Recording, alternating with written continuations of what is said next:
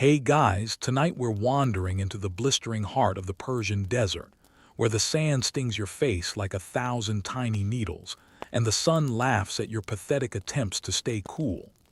Picture yourself trudging across dunes that stretch forever, your sandals sinking into heat that could bake bread. This is the world of Emperor Khosrow I, a man who decided to wage war on the desert itself, not with swords but with ice. Yes, ice. In a place where water barely survives, this guy's out here chasing frozen dreams. You think your AC breaking in July is bad? You wouldn't last a day in Khosrow's world, trust me. So, before you get comfortable, take a moment to like the video and subscribe, but only if you genuinely enjoy what I do here. Drop a comment with where you're listening from and what time it is there. I love picturing you all cozy in different corners of the world. Now dim the lights, maybe turn on a fan for that soft background hum, and let's ease into tonight's journey together. You're standing in the middle of the Persian Empire around 550 CE, where the air shimmers with heat so intense it feels like the gods are personally trying to roast you. The Sassanid dynasty is at its peak, and Khosrow I, the emperor with a beard that probably has its own fan club, rules with a mix of brains and ambition. He's not just any king. He's the guy who reformed taxes, built roads, and made his enemies cry into their wine. But what's got everyone whispering isn't his laws or his battles. It's his obsession with something so absurd, so impossible, it's almost performance art, collecting ice in the desert. You can practically hear the court gossip now, nobles rolling their eyes, muttering, "Ice. Really? Next he'll want a bottle moonlight." The desert around you is no joke. The Dashti Kavir, a sprawling salt desert, glares back with cracked earth and not a drop of mercy. Temperatures hit levels that make your modern thermostat whimper, often climbing past 120 degrees F. You're sweating through your robes and the nearest oasis is a mirage that keeps ghosting you. Water is scarce and ice. It's a fever dream. Yet Khosrow, sitting in his palace in Ctesiphon, isn't fazed. He's got this idea that ice, actual frozen water, can be his empire's crown jewel. Not gold, not silk, but ice. You can't help but chuckle, imagining him pitching this to his advisors like it's the next big startup. Trust me, guys, ice is the future. We'll be the coolest empire, literally. Here's a tidbit that doesn't make it into most history books. Khosrow didn't just want ice for fancy drinks. He believed it was a symbol of divine power, a way to show he could bend nature itself to his will. Kings back then loved flexing their control over the impossible. Think pharaohs hauling stones for pyramids. Ice in a desert was Khosrow's pyramid, his way of saying, "I'm not just a king. I'm a god king who laughs at physics." You can feel the weight of his ambition in the air, heavy as the heat pressing down on you.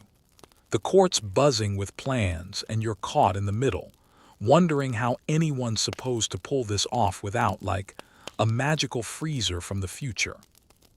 Historians still debate why Khosrow fixated on ice instead of, say, more practical treasures like grain or gold. Some say it was pure ego. Others think it tied to Zoroastrian beliefs about purity and fire's opposite. Whatever the reason, you're now part of this bizarre quest. You can smell the dust kicked up by couriers racing to the mountains. Hear the clink of coins as Khosrow funds his icy dream. It's absurd, sure, but there's something magnetic about his audacity. You're trudging through this story with him, and it's only getting weirder. The palace looms in the distance, its walls gleaming like a mirage. You're not sure if it's the heat or Khosrow's madness, but you swear you can feel a faint chill in the air, or maybe that's just wishful thinking. The emperor's men are already plotting routes to the Zagros Mountains, where snow clings to peaks like a stubborn rumor. You're tagging along, your robe sticking to your skin, wondering how this guy's going to make ice happen in a place that feels like the surface of the sun. Spoiler, it's not going to be easy, and the desert's got a few tricks up its sleeve. For now, you're just trying to keep up, one sweaty step at a time, as Khosrow's impossible dream pulls you deeper into the dunes. You're still out here in the Persian desert, the sand crunching under your feet like a gritty ASMR track, and the heat's got you dreaming of a slushie that won't exist for another millennium.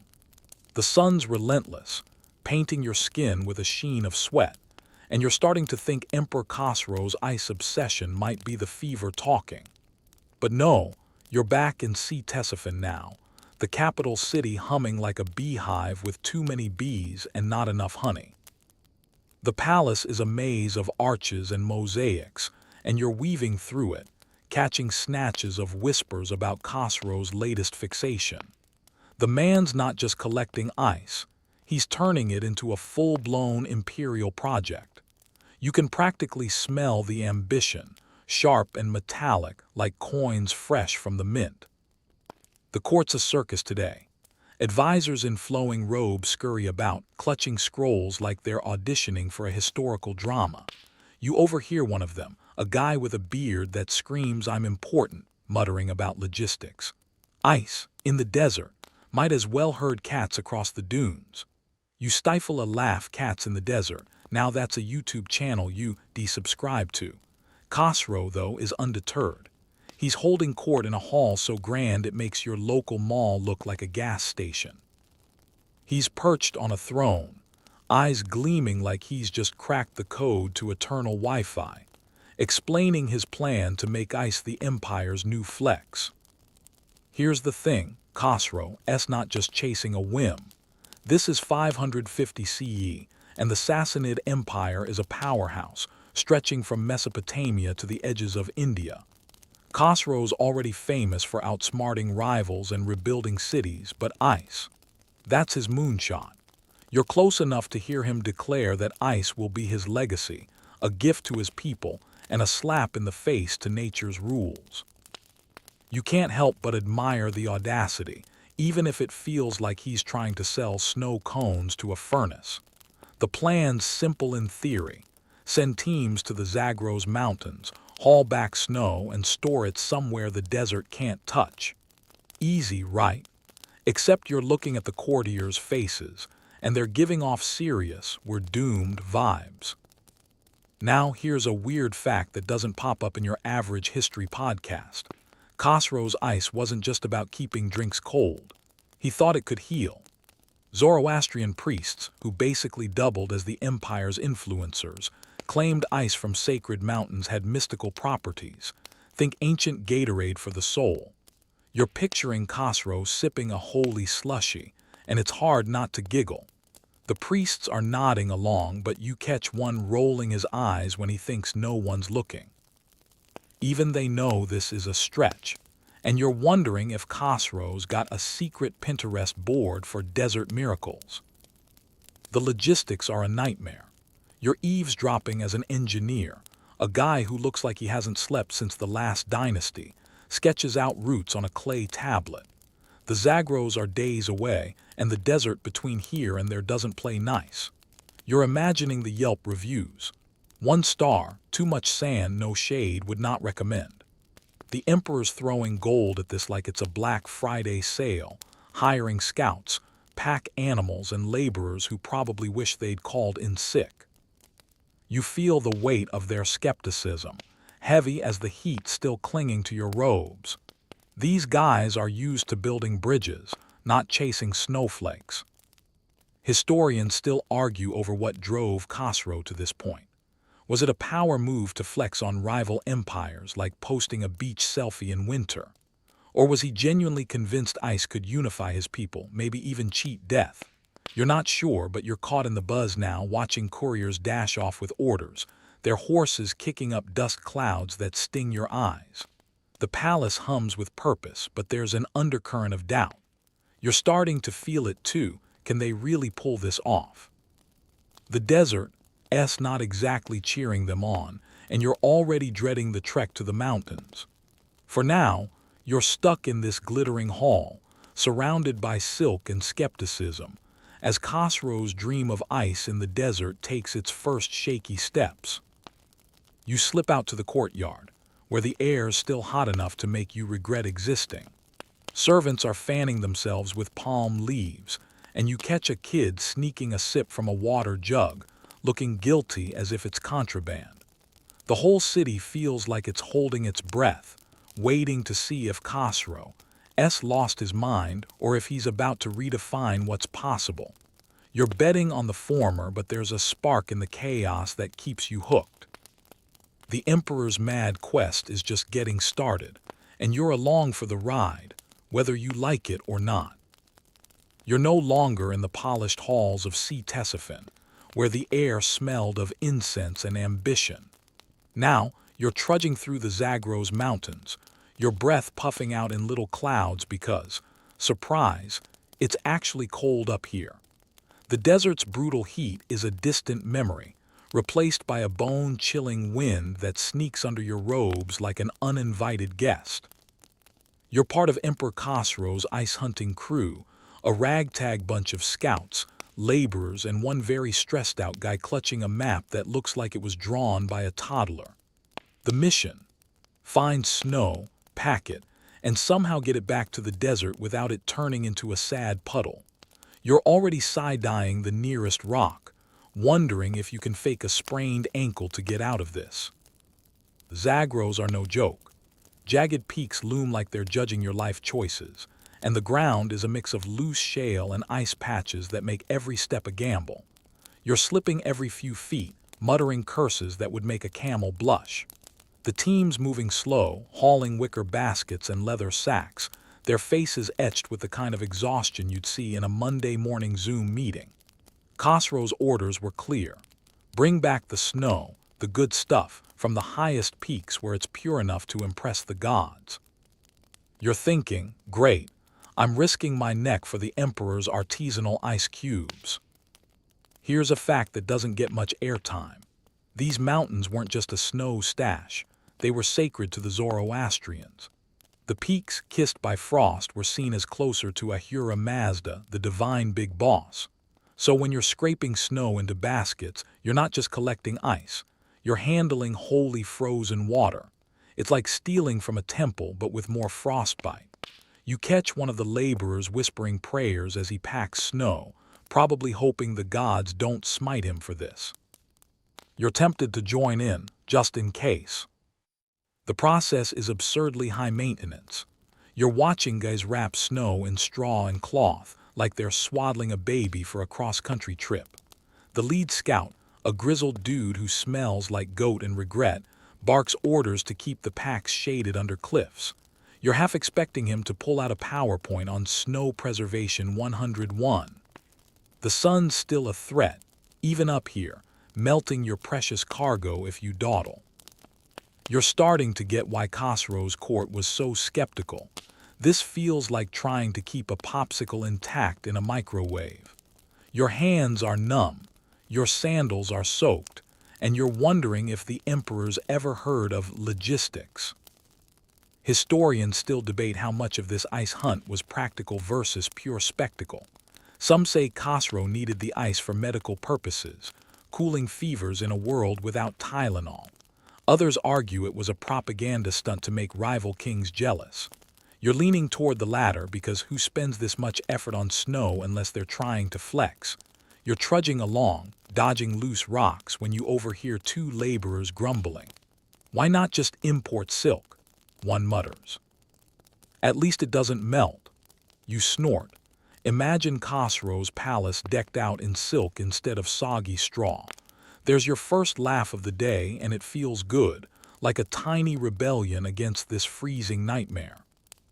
The team finally hits a good snowfield, a glittering expanse that looks like it belongs in a Christmas card, not a Persian epic. You're shoveling alongside the others, your fingers stinging as you pack snow tighter than a Black Friday sale crowd. The baskets are heavy now, and the descent's going to be a circus. You can already picture the chaos: mules slipping, baskets spilling, and someone crying over melted dreams. The scout's yelling about keeping the pace, but you're distracted by the view. Peaks stretching into the horizon, a reminder that this empire is vast, and Khosrow's ego might be vaster. You're starting to feel the weight of his vision, even if it's wrapped in absurdity. As you sling a basket over your shoulder, the cold seeping through the straw, you catch a glimpse of the path back to the desert. It's a long way down, and the heat, waiting like a bully at the school gates. You're not sure if you're more impressed or annoyed by Khosrow's gall.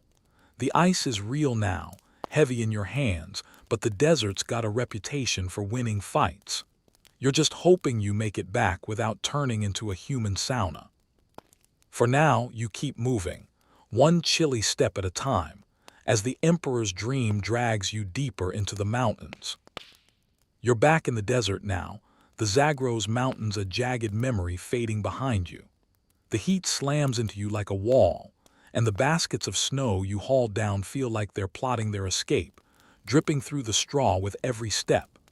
You're part of the Emperor's ice caravan, trudging toward a destination that sounds like a fever dream. Underground caves where Khosrow plans to hoard his precious frost. The air smells of dust and desperation, and your robes are sticking to you like cling wrap. You're starting to think this ice obsession is less divine vision and more midlife crisis with extra sand. But the caves are close, and you're curious. How do you keep ice alive in a place that feels like Satan's sauna?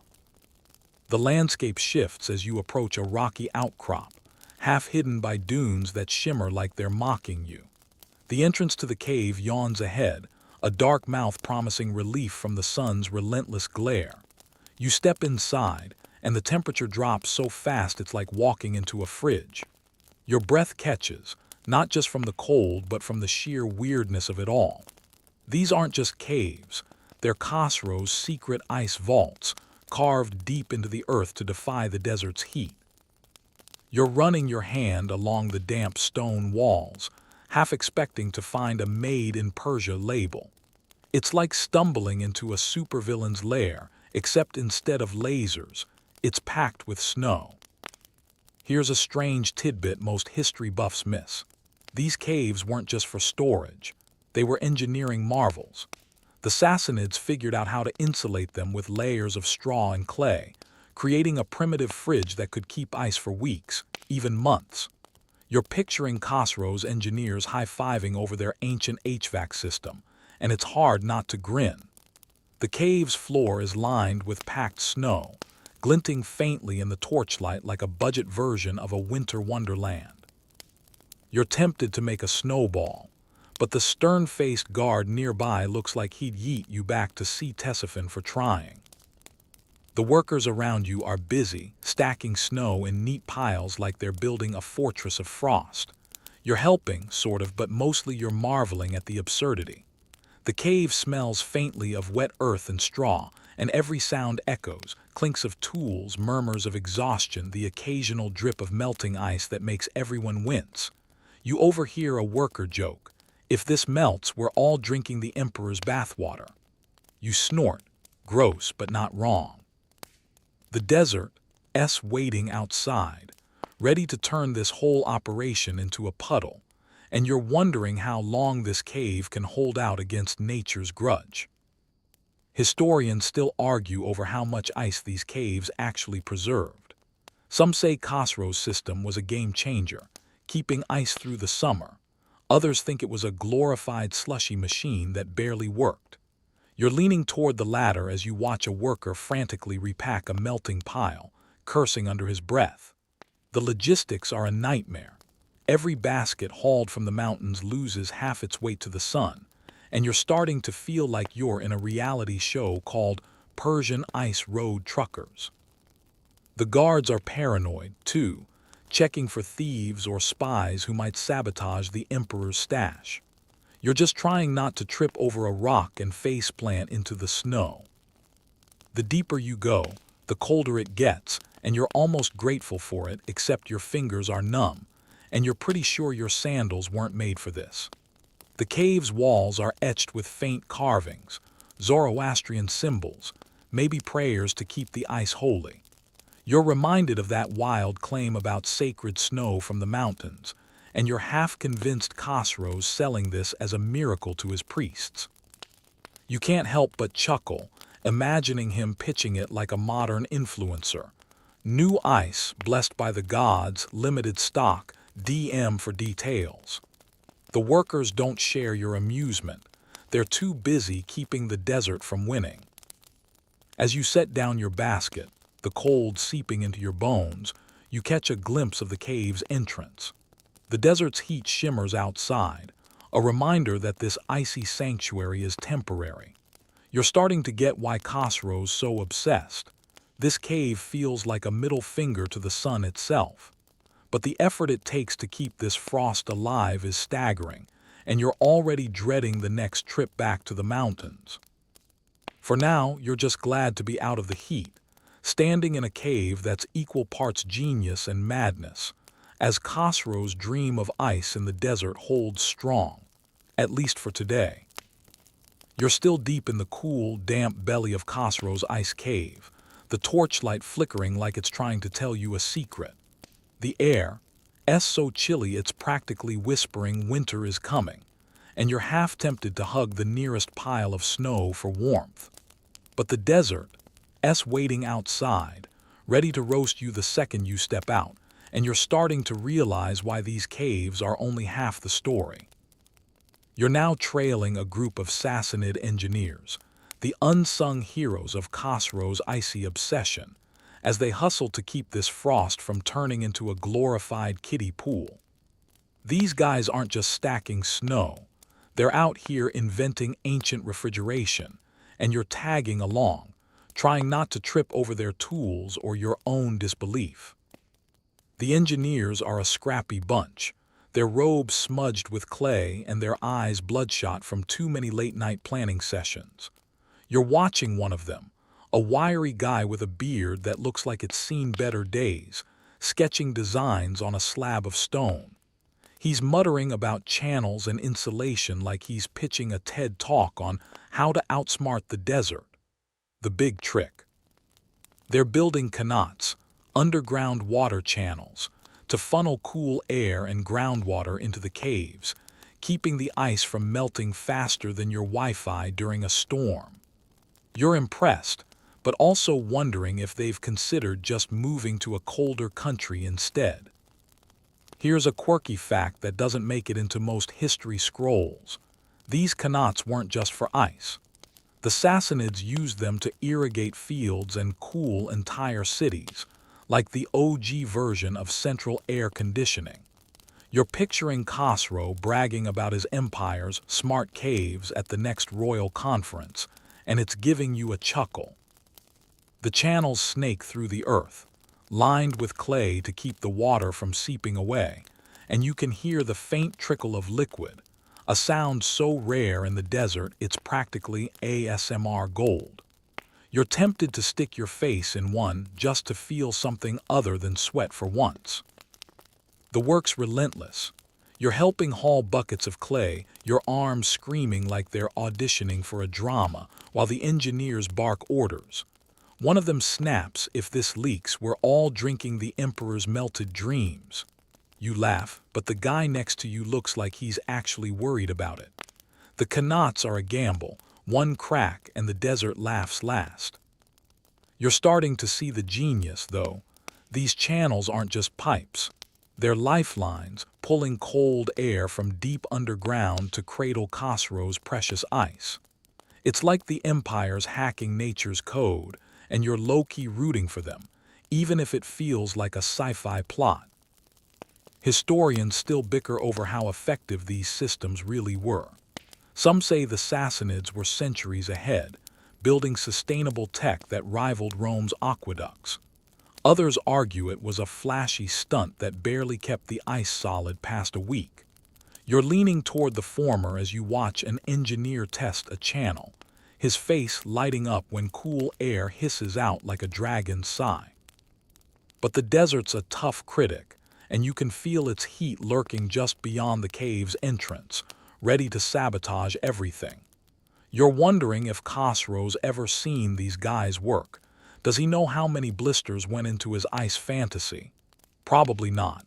He's too busy planning his next big flex. The cave's buzzing now, with workers packing more snow and engineers tweaking their channels like they're tuning a guitar. You're dodging piles of straw and trying not to slip on the damp floor, which is slicker than a bad Tinder date. The air smells of wet clay and hope, but there's an edge of tension. Everyone knows the ice is only as good as the system holding it. You catch a worker joking. If this fails, we'll just tell the emperor it's a new kind of soup. You snort, imagining Khosrow sipping Ode to Melted Dreams with a frown. It's your second laugh today, and it feels like a small victory against the desert's grind. As you set down your bucket, the cool air from the Qanat brushes your face, a fleeting gift in this sun-scorched world. You're starting to get why these engineers are the real MVPs. Khosrow's got the vision, but they're the ones making it stick. The cave's a fragile bubble of cold, and you're wondering how long it can last against the desert's wrath. For now, you're just glad to be out of the heat, surrounded by the hum of ingenuity and the faint drip of defiance, as Khosrow's icy dream holds its ground, one chilly channel at a time. You're out of the cave now, the cool air a fading memory as the desert's heat slaps you back to reality. You're standing in Ctesiphan's grand palace, where the walls glitter with mosaics and the air smells of rosewater and ambition. Tonight, Emperor Khosrow's throwing a feast, and it's not just any dinner party. It's a full-on spectacle to show off his ice. You're weaving through a crowd of nobles, their silk robes swishing like they're auditioning for a fashion show, while servants dart around with trays of dates and wine. The vibe's electric, like a modern gala but with more beards and fewer selfies. You're here to witness Khosrow's big moment, and you're already sweating through your robes, wondering how ice survives in this heat box of a hall. The centerpiece of the feast isn't the food, though the roasted lamb looks like it deserves its own Instagram. It's a massive silver platter carried in by 4 sweating servants, piled high with glistening chunks of ice. The crowd gasps like they're seeing a unicorn, and you can't blame them. In a world where staying hydrated is a personality trait, ice is straight-up wizardry. Khosrow, perched on his throne like he's directing a Hollywood epic, beams as the room buzzes. You're close enough to see the ice sparkle under the torchlight, and you're half tempted to grab a piece and rub it on your face. But the guards are giving you that "don't even think about it" stare, so you just stand there, fanning yourself with your sleeve. Here's a fact that slips through the cracks of most history lessons. Khosrow didn't just serve ice as a flex. He used it in drinks, flavored with fruit syrups like the world's first snow cone.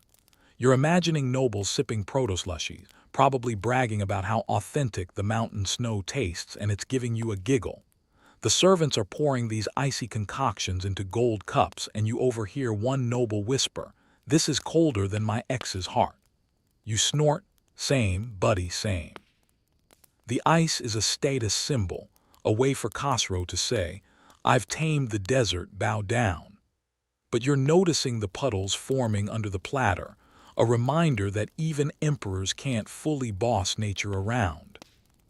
The feast is a sensory overload. You're dodging elbows as you move through the crowd, the air thick with the scent of spices and the hum of flattery. Musicians pluck at lutes, their tunes weaving through the chatter like a chill playlist on low. Khosrow, in his element, toasting to his empire's glory while the ice slowly weeps into the silver. You're starting to get why this guy's so obsessed. It's not just about the ice, it's about the theater of it all. He's turning a basic element into a legend, and the nobles are eating it up faster than the lamb. You're tempted to whisper, "Bet he's got a PowerPoint for this," but you keep it to yourself. Don't want to get kicked out before dessert. Historians still debate how much of this feast was about diplomacy versus pure ego.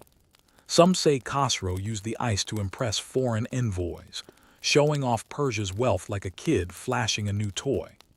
Others think it was a morale boost for his court, a way to distract from the empire's endless wars. You're leaning toward ego as you watch him bask in the applause, but you can't deny the guy's got flair. The ice is melting faster now, and a servant's frantically mopping up like it's a crime scene. You're wondering how many of these feasts Khosrow can pull off before the caves run dry, or the nobles start asking for refunds. You grab a cup of the icy drink, the cold shocking your hand like you're holding a frozen iPhone. It tastes like pomegranate and victory, but you're distracted by a noble complaining about the watery finish. You roll your eyes, sorry, Corinne. Not every empire has a Starbucks. The room's still buzzing, but you catch a few skeptical glances among the crowd, like they're wondering if this ice stunt is worth the hype. You're starting to feel the weight of Khosrow's gamble. This feast is a high note, but the desert's always waiting to crash the party. For now, you sip your drink, savoring the fleeting chill, and let the Emperor's dream dazzle you under the flickering torchlight. You're still in the glittering chaos of Khosrow's ice feast, the taste of pomegranate slushy lingering on your tongue, but the vibe's shifting.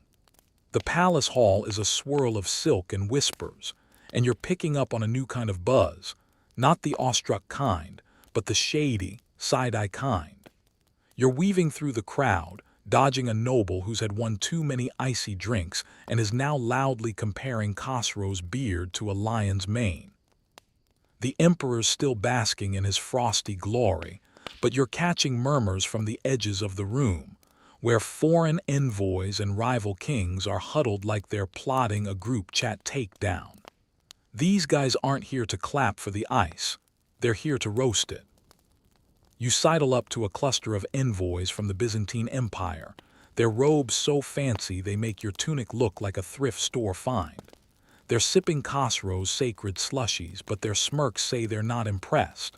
One of them, a guy with a nose sharp enough to cut glass, mutters, "Ice in the desert, cute. My emperor has running water in his bathhouse." You bite your lip to keep from laughing. Byzantine shade is savage, like a Yelp review with 0 stars. These rivals are here to scope out Khosrow's flex, and they're not buying the hype. You're starting to feel the tension, like you're stuck in a reality show where everyone's secretly voting each other off. Here's a tidbit that doesn't make it into the epic poems. Khosrow's ice obsession sparked a mini Cold War among neighboring kings. The Byzantines, always ready to flex their own engineering chops, started bragging about their aqueducts and ice houses, claiming they could do it better. You're imagining a 6th century smackdown, like a TikTok dance-off but with plumbing and snow. The envoys are whispering about how Khosrow's wasting gold on a stunt when he could be, say, fortifying borders. You're tempted to whisper back, "At least his drinks are cold," but you don't want to start an international incident. The room's still loud with music and laughter, but you're tuned into the undercurrent of envy. You catch a glimpse of a Kushan envoy, his turban glinting with jewels, scribbling notes like he's spying for his king. You're betting he's reporting back on the ice caves, probably with a snarky "good luck with that" attached. The air smells of roasted meat and petty rivalries, and you're dodging servants who are still mopping up melted ice like it's a full-time job. You're starting to see Khosrow's gamble in a new light. This isn't just about impressing his own court. It's about making empires jealous. Bold move, but you're wondering if he's bitten off more than he can chew. Historians still argue over how much Khosrow's ice flex actually swayed his rivals. Some say it cemented his rep as a master of the impossible. Others think it made him look like a show-off with bad priorities. You're leaning toward the latter as you overhear another envoy mutter, "He'll be collecting sand next." You snort. Imagine Khosrow marketing premium desert dust to his neighbors. That's your laugh for the moment, and it feels like a tiny rebellion against the stuffy diplomatic shade. The feast is still in full swing, but the ice is dwindling, and you're noticing more puddles than pride on the floor. You slip closer to the throne, where Khosrow's holding court, oblivious to the whispers. He's toasting to his empire's greatness, his voice booming like he's narrating his own epic. You're close enough to see the sweat on his brow, ironic, for the guy obsessed with cold. The envoys are watching him like hawks, and you're wondering if they're jealous or just waiting for his next weird idea. You grab another icy drink, the cold stinging your hand like a reality check.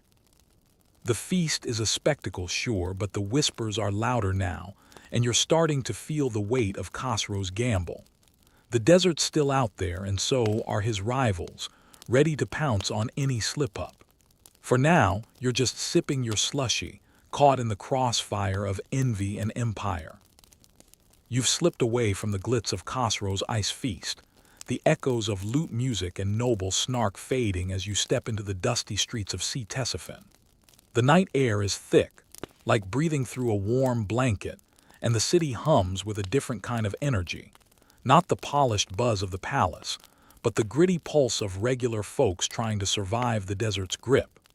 You're weaving through narrow alleys, past mud-brick houses where lamplight spills out like it's too tired to stay inside. The people here aren't sipping sacred slushies. They're sweating, grumbling, and casting side-eyes at the emperor's latest obsession. You're picking up on their vibe, and it's less, wow, cool ice, and more, are you kidding me with this nonsense? You pause by a market stall, where a baker's wiping sweat off his brow, muttering to a customer about the emperor's ice halls. All that gold for frozen water, he scoffs, kneading dough like it personally offended him. My oven's hotter than his treasury. You chuckle.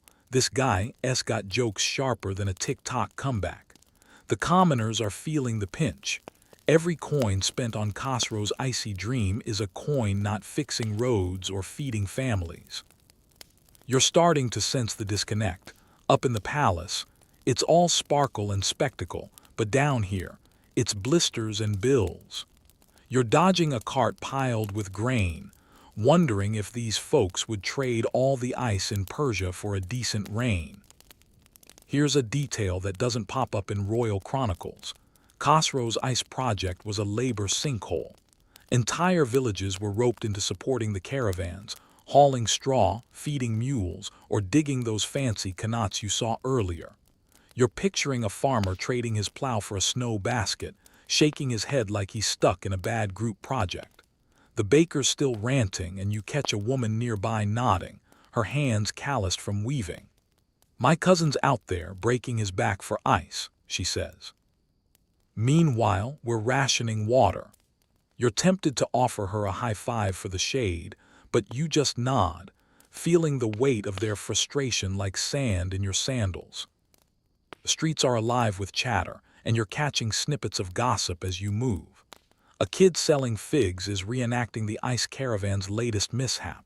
Apparently, a mule slipped and dumped half a load into the dunes. Looked like the desert was crying, he giggles, and you can't help but laugh. That's your moment of levity, a reminder that even in the grind, people find ways to roast the absurdity. But the mood's heavy, too. You pass a group of laborers leaning against a wall, their faces etched with exhaustion. They're the ones keeping Khosrow's dream alive, and you're betting they'd rather be napping under a palm tree than hauling snow across the empire. Historians still debate how much Khosrow's ice craze strained his empire. Some say it was a minor blip, a quirky flex that didn't dent the treasury too badly. Others argue it fueled resentment, planting seeds for unrest among the masses. You're leaning toward the latter as you listen to a water carrier complain about taxes climbing faster than the summer heat. Ice for the emperor, dust for us, he mutters, hefting his jug like it's full of grudges. You're starting to see the cracks in Khosrow's grand vision.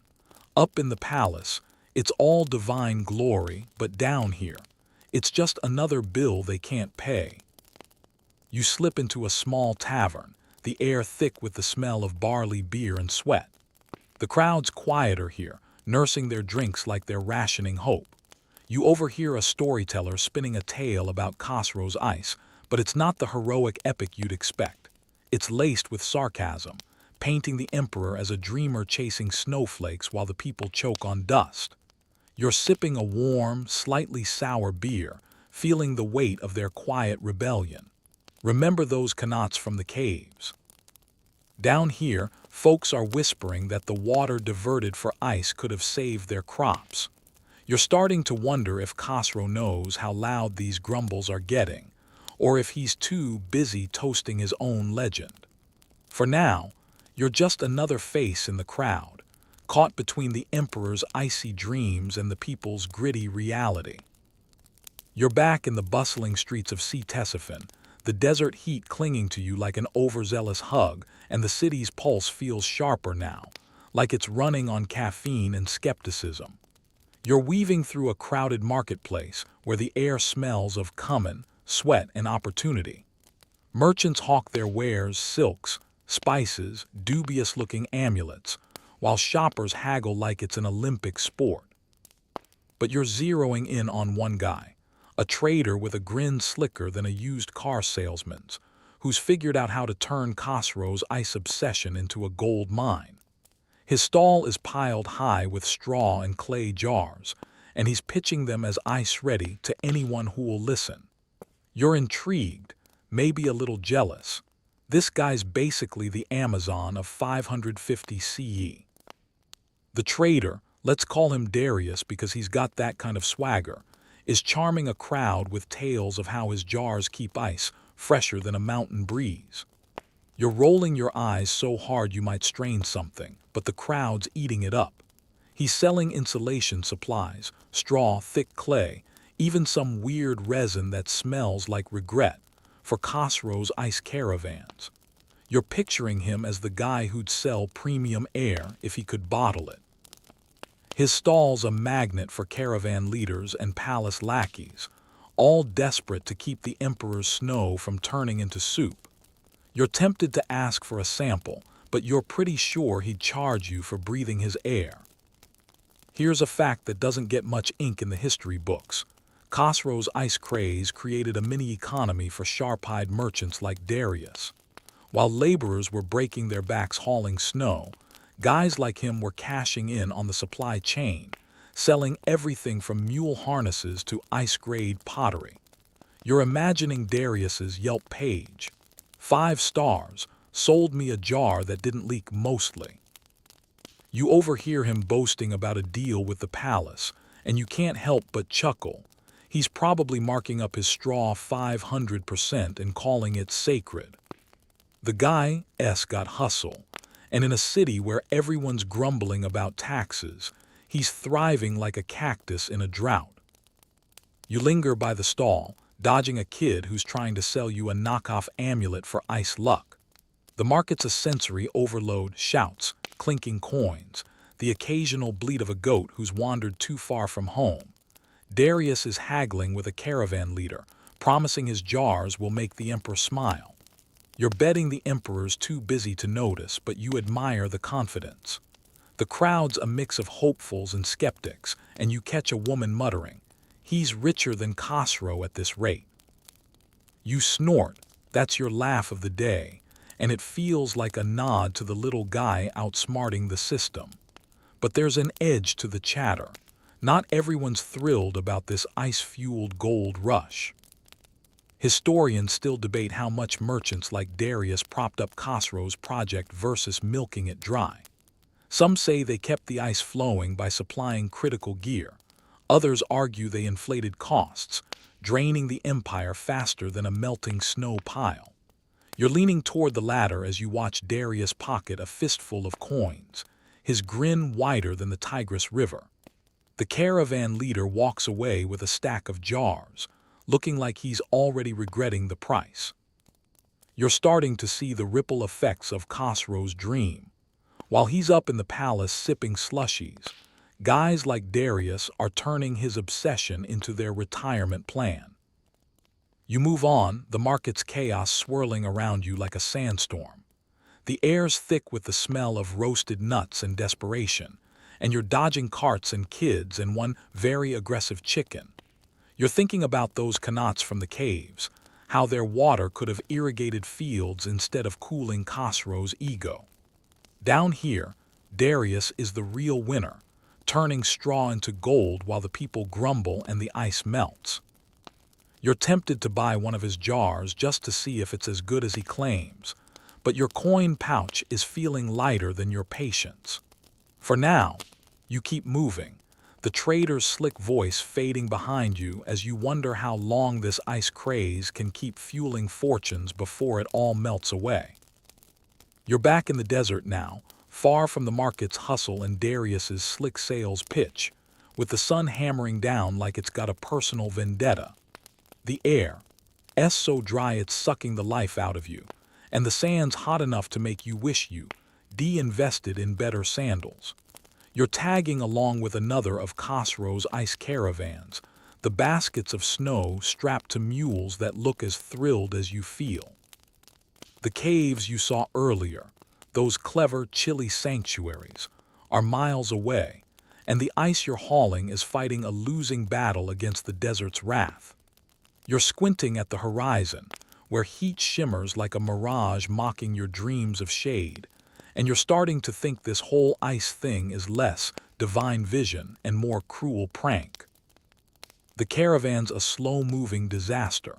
You're trudging beside a laborer who's muttering curses every time a basket drips, leaving a trail of wet sand that's basically the desert's middle finger. The straw and clay jars, probably bought from that hustler Darius, are doing their best, but the ice is melting faster than your patience during a Wi-Fi outage.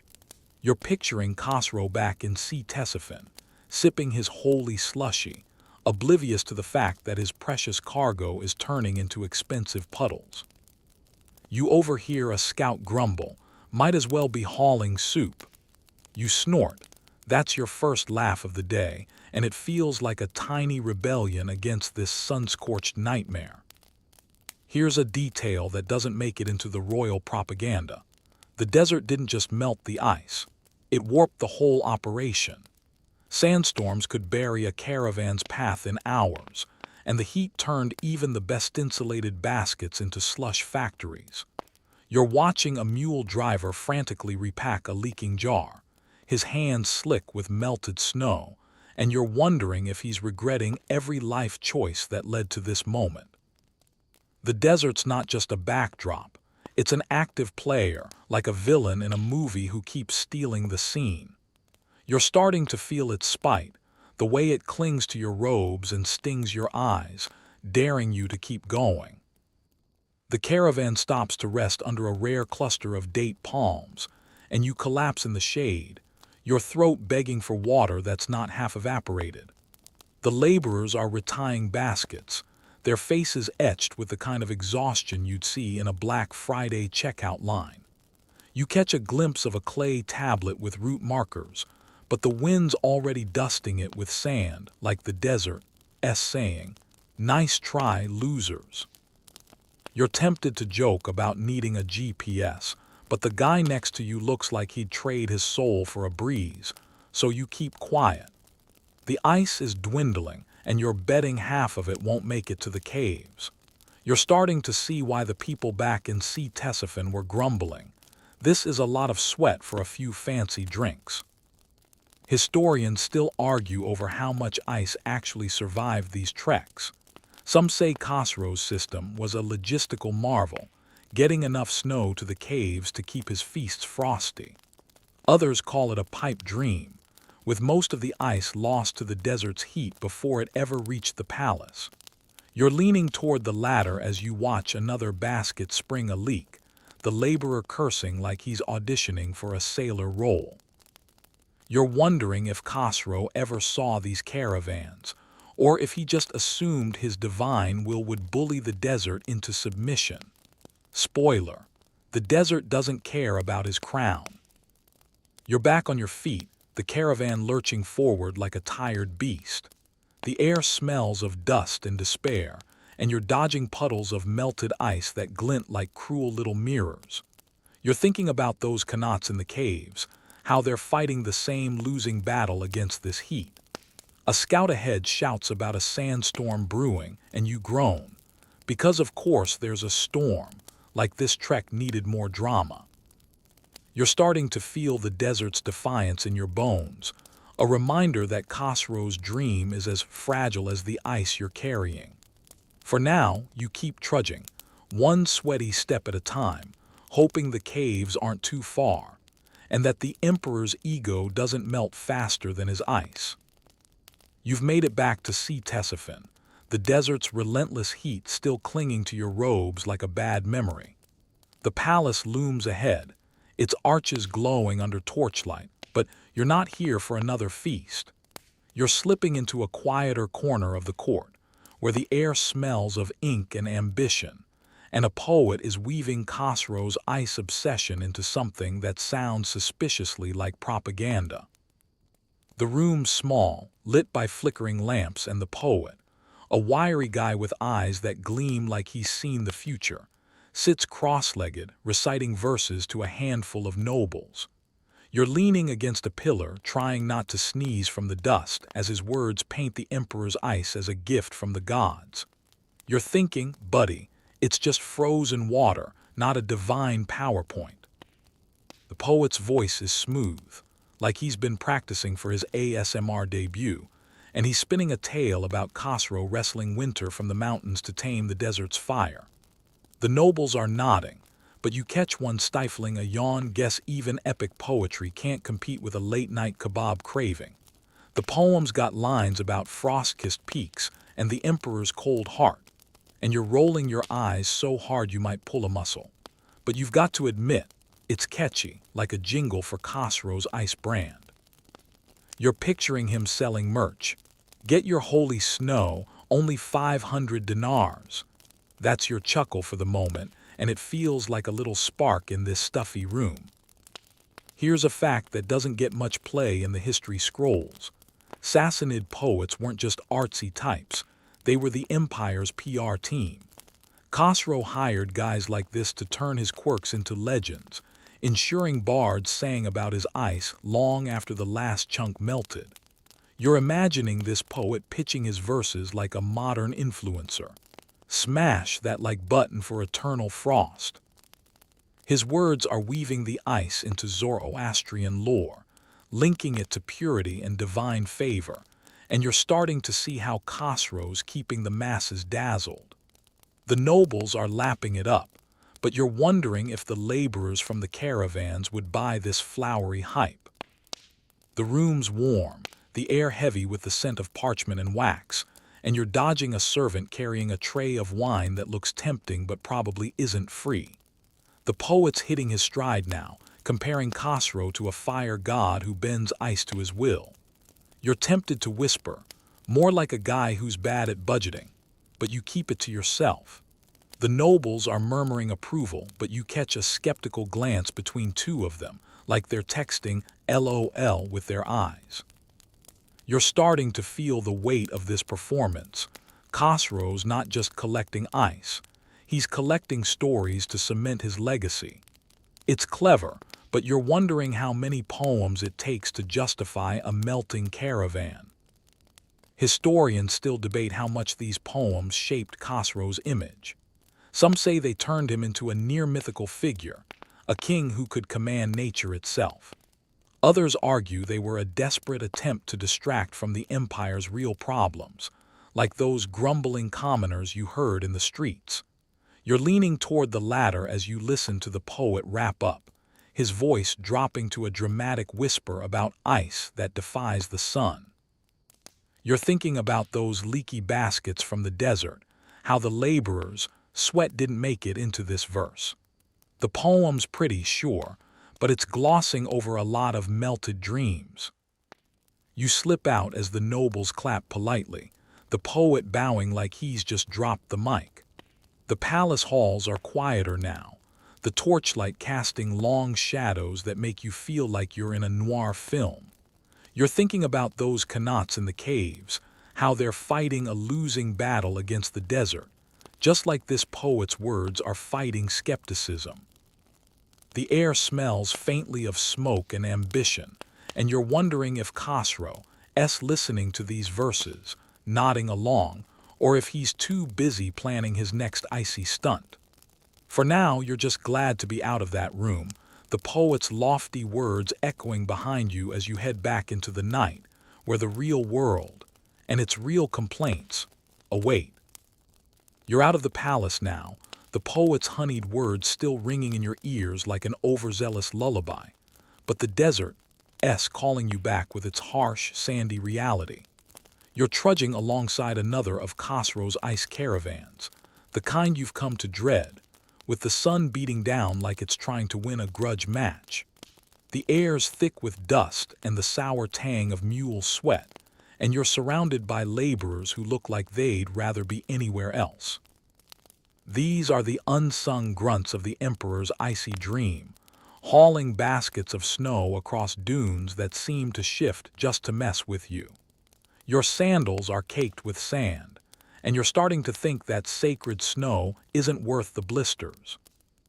The laborers are a weary bunch, their faces etched with the kind of exhaustion you'd see in a group chat after a deadline.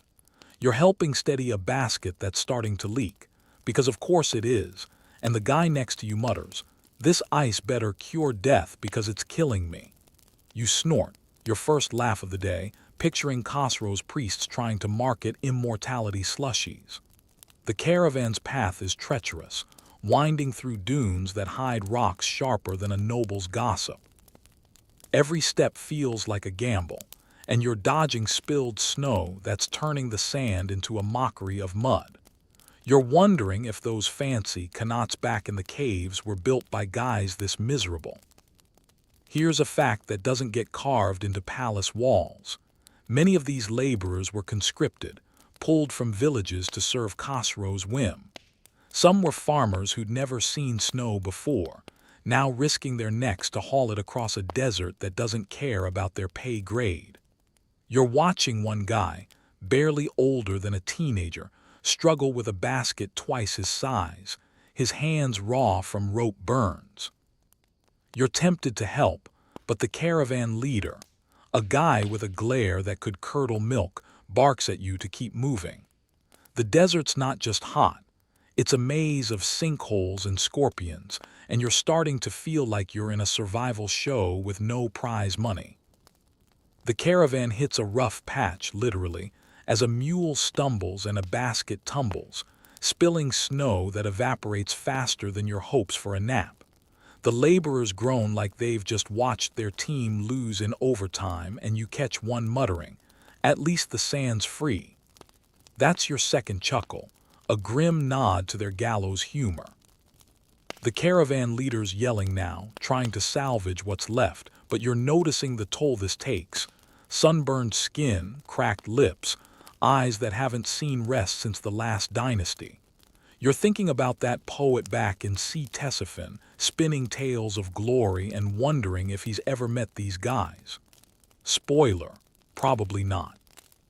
Historians still argue over how much Khosrow's ice project cost in human terms. Some say it was a unifying effort, rallying the empire around a bold vision. Others call it a brutal tax on the poor, with laborers paying the real price for the emperor's ego. You're leaning toward the latter as you watch a man limp past, his ankle twisted from a bad step. You're remembering those market grumbles, the people who'd rather have water than ice, and it's hitting harder now. The desert's a cruel boss, and these laborers are caught between it and Khosrow's dream, their sweat mixing with the sand like a sacrifice no one asked for. You're still moving, the caravan creaking along like a tired beast. The air smells of dust and defeat, and you're dodging another leak from a basket that's more water than ice now. You're thinking about Darius, that slick merchant back in the market, probably counting his coins while these guys count their bruises. A sandstorm's brewing on the horizon, a swirling wall of grit that makes your stomach drop. The laborers tighten their scarves, their faces set in grim determination, and you're wondering how many more trips they can take before they break. For now, you keep pace, your own hands stinging from the rope, carrying Khosrow's fading dream one painful step at a time. You're still trudging through the desert's punishing heat, the memory of Ctesiphon's cool palace halls as distant as a Wi-Fi signal out here. The caravan's long gone, its leaking baskets of ice just another casualty of the dunes, and you're back in the capital, weaving through the palace's shadowed corridors. The air smells of wax and intrigue, and the torchlight casts flickers that make every corner feel like a conspiracy waiting to happen. You're not here for poetry or feasts this time. You've stumbled into a darker chapter of Khosrow's icy saga. There's a plot brewing, and you're close enough to hear the whispers of a jealous noble who's had enough of the emperor's frosty obsession. You're clutching your robes, trying to blend in, but your heart's pounding like you're binge-watching a thriller.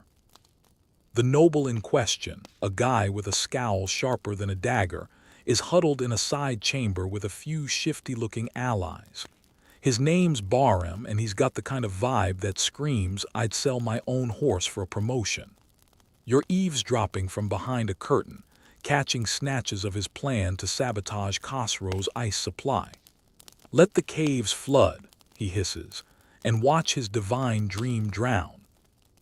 You're picturing him as the villain in a low-budget drama, twirling a non-existent mustache, and it's almost funny, except the guards nearby look like they'd skewer you for sneezing. You're starting to feel the weight of this betrayal, like sand creeping into your sandals. Here's a detail that doesn't make it into the heroic ballads. Court rivalries in the Sassanid Empire were brutal, and Khosrow's ice project was a lightning rod for resentment. Nobles like Bahram, who probably got snubbed for a better palace view, saw the ice as a symbol of Khosrow's excess. You're imagining Bahram ranting on ancient X. "Emperor wastes gold on snow while we sweat. Bad priorities." His plan's clever, though: divert a Khanat to flood the ice caves, ruining the stash and making Khosrow look like a fool. You're impressed, in a grudging way, but also wondering if this guy's ever heard of chill. Your first laugh comes when you overhear one of his lackeys mutter, "If this fails, we're all moving to Babylon." Good luck with that, buddy. The chamber's tense, the air thick with the scent of betrayal and cheap wine. You're trying not to breathe too loudly as Bahram sketches a map on a clay tablet, pointing out the Khanat routes you remember from the caves. The plan's risky. Those channels are the Empire's lifeline, and messing with them could backfire spectacularly. You're thinking about the laborers you saw hauling snow with blistered hands, and how this stunt could make their work pointless. The nobles are whispering about timing, waiting for Khosrow to announce another ice feast to maximize the embarrassment. You're tempted to warn someone, but the guards' glares keep you rooted, your heart racing like you're stuck in a plot twist.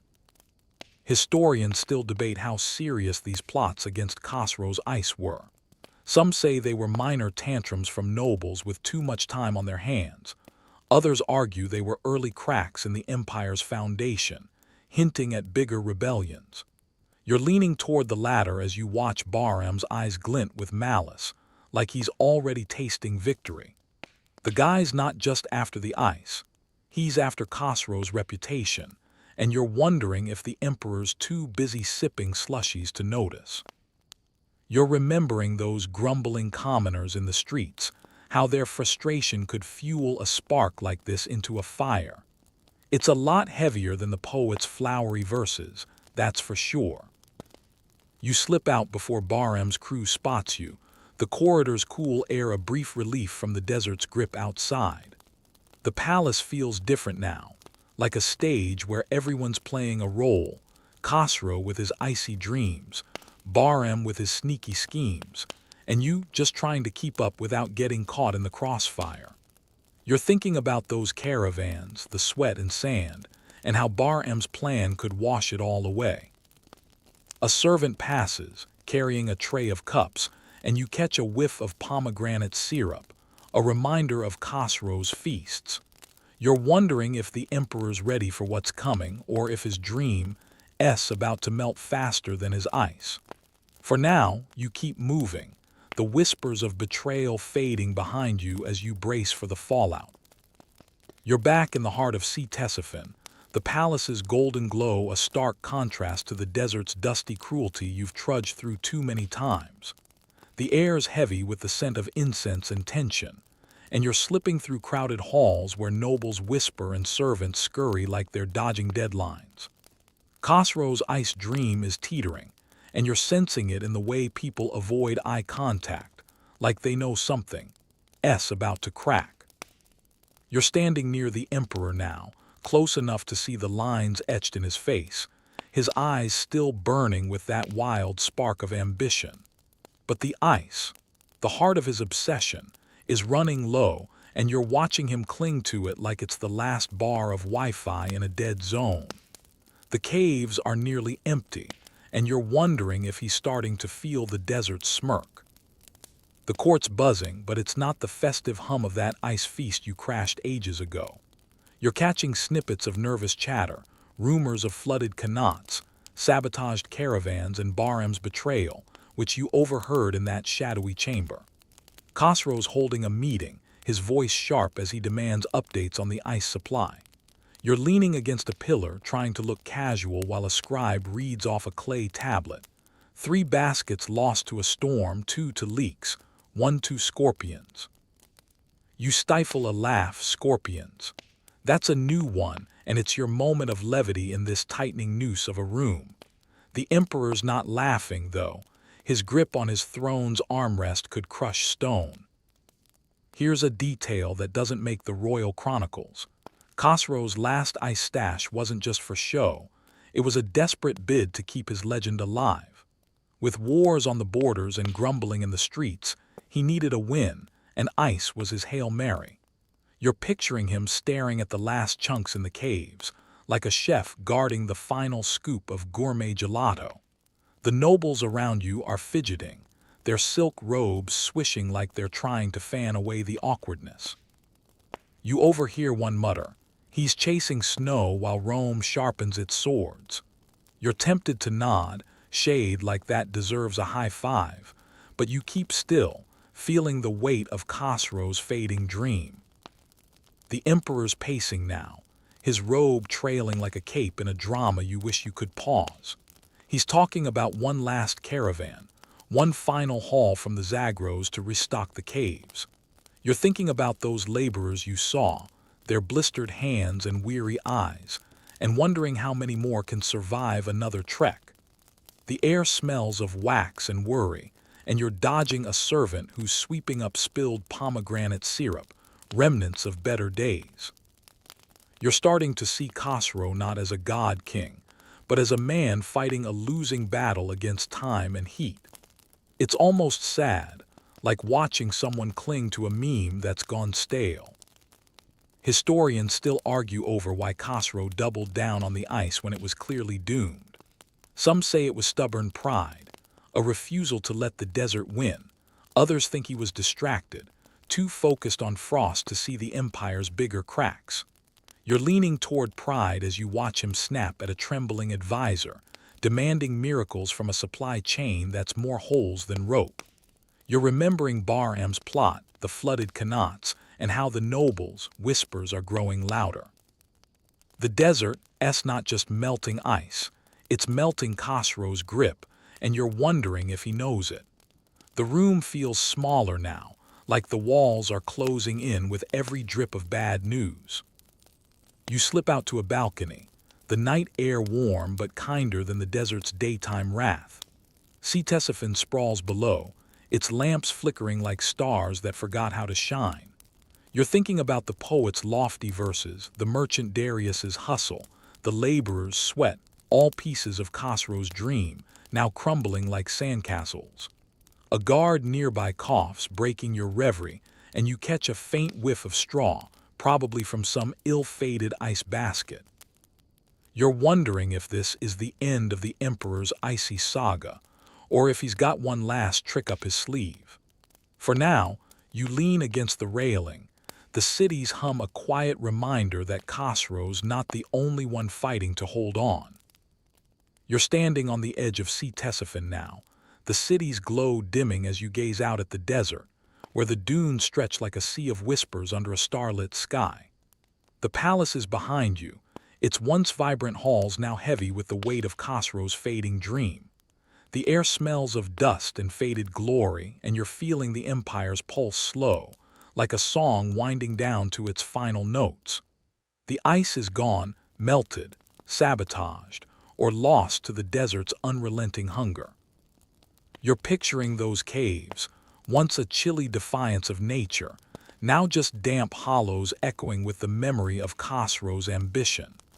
The emperor's still in there somewhere, but you're out here, watching the desert reclaim what it's always owned.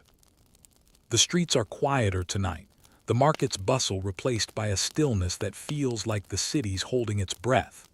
You're walking past shuttered stalls, where Darius's jars probably sit unsold, gathering dust like forgotten promises.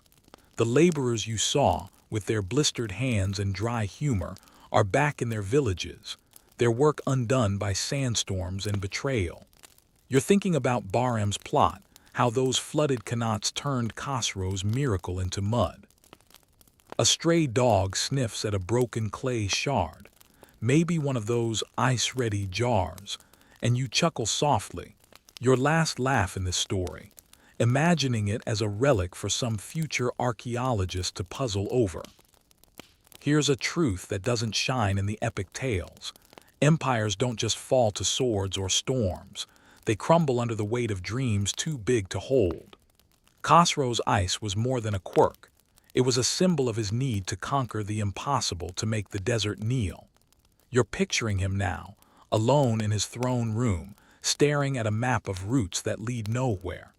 The desert didn't just melt his ice, it eroded his legacy, leaving only whispers of a king who chased frost in a furnace. You're feeling the sand under your feet, soft and cool in the night, a reminder that nature always gets the last word. Historians still debate what broke Khosrow's empire. Some point to wars with Rome, others to rebellions sparked by empty coffers and emptier promises. You're leaning toward the ice, maybe not the cause but the crack that let the doubt seep in. You're remembering the poet's verses, the noble's envy, the people's grumbles, all swirling around a dream that couldn't survive the heat. The city feels like a ghost now, its lights fading as you wander further, the hum of life softening into a murmur. You're passing a lone palm tree, its fronds swaying like they're waving goodbye to Khosrow's era. The stars above are bright, indifferent, and you're starting to feel the weight of this journey lift, like a heavy robe slipping off your shoulders. The desert's vastness stretches before you, swallowing the echoes of caravans, feasts, and betrayals. You're thinking about those sacred slushies, how they tasted of pomegranate and pride, and how they're gone now, like a tick-tock trend no one remembers. The air's cooler now, a gentle breeze brushing your face, carrying the faint scent of earth and time. You're letting go, letting the story fade, the dunes blurring into a soft, endless horizon. Close your eyes now and let the desert's quiet wrap around you, soft as a whisper, warm as a dream. Picture the sand settling, the stars dimming, the world slowing to a gentle hum. Khosrow's gone, his ice just a story, and you're drifting, weightless, into the night's embrace. Sleep's calling, soft and sure, pulling you under like a tide. Let it take you, let the dunes fade, let the story end.